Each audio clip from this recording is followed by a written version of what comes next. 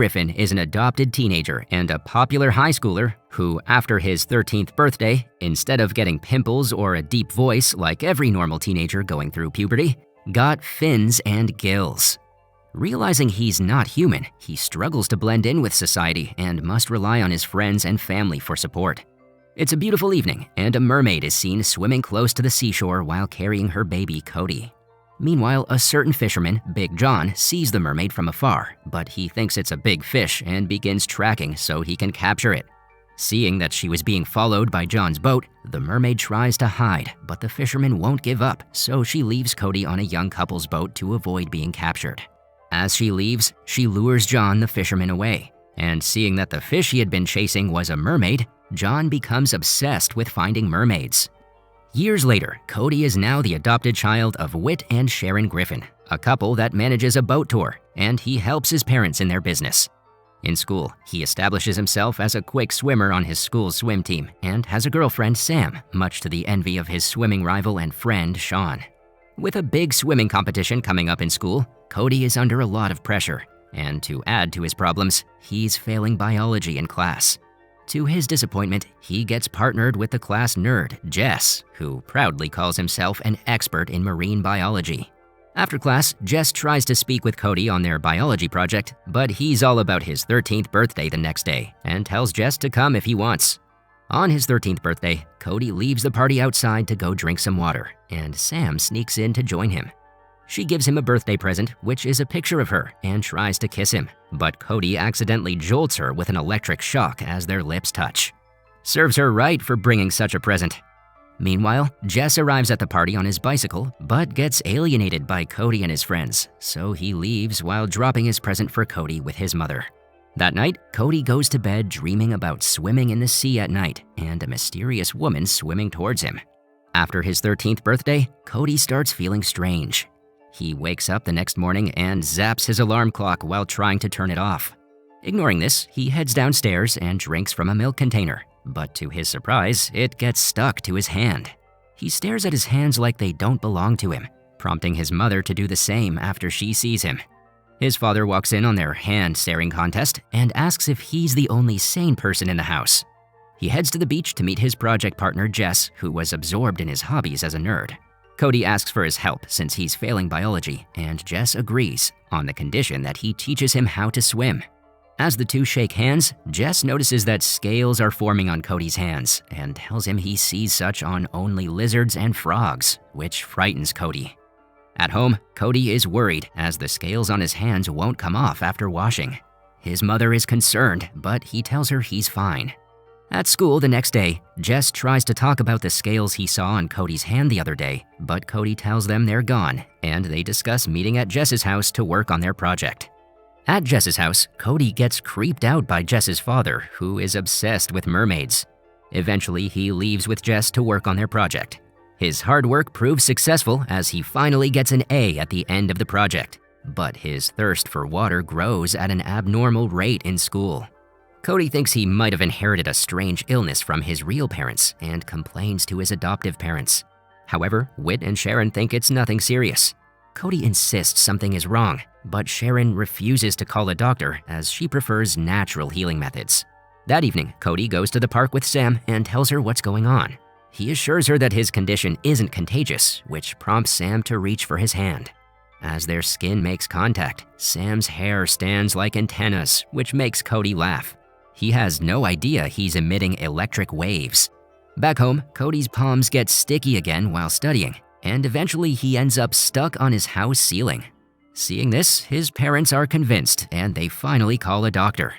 To Cody's disappointment, the doctor tells him it's just puberty. Once again, Cody runs to his new friend Jess for urgent assistance with his condition as he was scared of sprouting a lizard's tail in school one day. Jess agrees to help him. Jess takes a sample of Cody's scales and reveals to him after viewing with a microscope that his scales are the same as that of a fish.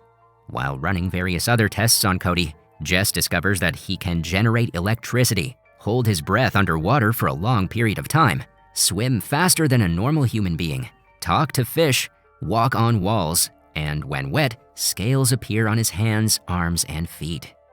Jess tells Cody that he's turning into a merman, But Cody thinks he's being ridiculous because not even Aquaman walks on walls or shoots electricity from his fingers. Suddenly, he realizes that his real parents may have an answer to his problems.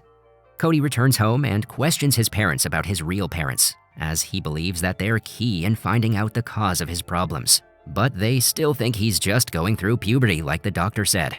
He gets his hands wet and shows them the scales so they know it's serious. This makes Whit and Sharon narrate how they found him on their boat and adopted him. After Cody explains everything about his body changes, they advise him to avoid water at all costs, and that involves not taking part in their school final swimming competition, which is the championship. The next day, Cody overhears his parents as they worry that he'll turn into a government lab rat if he gets discovered. So he runs out to swim in the sea to clear his head. After swimming, he realizes he has grown jagged fins along his arms, which he manages to hide from his girlfriend Sam by placing his arms in the sand. Sam thinks he's acting weird and eventually leaves him alone. In spite of the risks involved, Cody takes part in the swimming championship and not only wins and beats his teammate Sean, but he also breaks the state speed record. However, his scales and arm fins have reappeared in the swimming pool, which makes him cause a power surge to create a diversion so he can flee. Sean sees the scales on his hands and believes that Cody cheated, so he follows the fleeing Cody into the locker room. Cody manages to avoid him by sticking to the ceiling like Spider-Man, but Sean is still determined to find out how Cody cheated. Cody safely makes it out of school and goes home with his parents, who came rushing over after they realized he was not in his room. Back at home, they try to dry Cody up so the fins and scales can disappear, but to their shock, they are lasting longer now. His parents are very worried that his condition was seen by everyone at the competition, but Cody tries to calm them down by claiming that he was discreet and no one saw. However, Jess shows up and tells them he saw everything that happened, and people are talking about Cody running off after winning the race and breaking the state speed record. Sam arrives a few minutes later, but drops like a bag of chips at the sight of the scales on Cody's arms. When she finally wakes up, she's freaked out, and Cody telling her he was turning into a merman makes her freak out even more. So she runs away like something out of a horror movie. The next day at school, Cody gets into a fight with Sean, who accuses him of cheating during the championship, and not even Sam is taking his side. He complains to Jess that he's losing his friends, and calls him a good person for not also abandoning him, and the two share a friendly hug. That night, Cody takes a swim and meets his real mother just like in his dreams. However, Big John, the obsessed fisherman, spots them and breaks up the beautiful union, forcing the two to run in opposite directions. The next day, Cody calls on Sam once again, assuring her that he's the same guy and she shouldn't be afraid, while also requesting that they meet at their favorite spot at the beach. Sam meets up with Cody at the beach as requested. She apologizes and they kiss. Then, Cody walks into the water with her telling her that there's something he wants to show her. While holding Sam's hand, Cody's mermaid mother soon shows up. However, Cody suddenly gasps in pain and falls back to the shore. Writhing on the ground, he tells a worried Samantha to go and get his parents. With Sam gone, Cody is shocked to see his left foot has transformed into a flipper and scales have grown on his leg. He is halfway into becoming a full fish. Thinking that Sam is back, Cody is surprised when someone else is there and covers his face with a blanket. Jess runs down to where Cody was, but finds out he's gone. Then he sees his father's boat and panics because he knows how his father is obsessed with mermaids and he had seen Cody's arms at the swimming competition. On the deck of Big John's boat, Cody is drying out and scratching his scales and pleading to get back into the water. But Big John throws seawater on him instead. Apparently, he plans to use Cody to lure his mother into his fishnet trap so he can prove to the locals that he's not crazy and mermaids are real. His plan works when he sees Cody's mermaid mother following the boat. Jess comes on board the boat and takes off the blanket covering Cody, revealing his legs, which have both transformed into fins. Cody asks him to help throw him into the water, but seeing his mother so close to the boat, they both warn her to run as they are aware of Big John's plans to capture her. Unfortunately, it's too late and she gets trapped by the fishing net. Cody asks Jess to help rescue his mom, so he quickly grabs a knife and jumps into the water to cut the net. He frees the mermaid, but his leg gets caught in the net, pulling him under. To the dismay of Big John, he hears his son cry for help.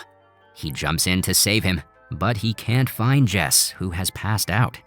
Cody jumps in and saves Jess, bringing him to the dock where his father, Cody's parents, and Sam are.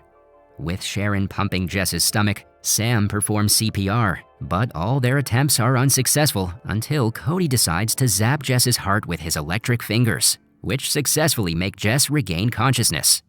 Cody's mermaid mother returns and watches him and his adoptive family from afar. He tells his parents that his real mother wants him to go with him because she's the only one who can help him with all the changes happening to his body. Sharon is unable to let him go as she's too emotionally attached. But Cody explains to her that he is not only her son, he is more than that, showing his fins that he is almost a full merman. Telepathically, the mermaid promises Sharon that she will return Cody back before school resumes, and so Cody's parents allow him to go. Jess requests that Cody return with stories about the merfolks, as he and his dad would love to hear about it. And Sam makes Cody promise not to date any female mermaids. After saying their goodbyes, Cody reunites with his mother and he fully transforms into a merman, after which they both swim off into a life deep below the sea.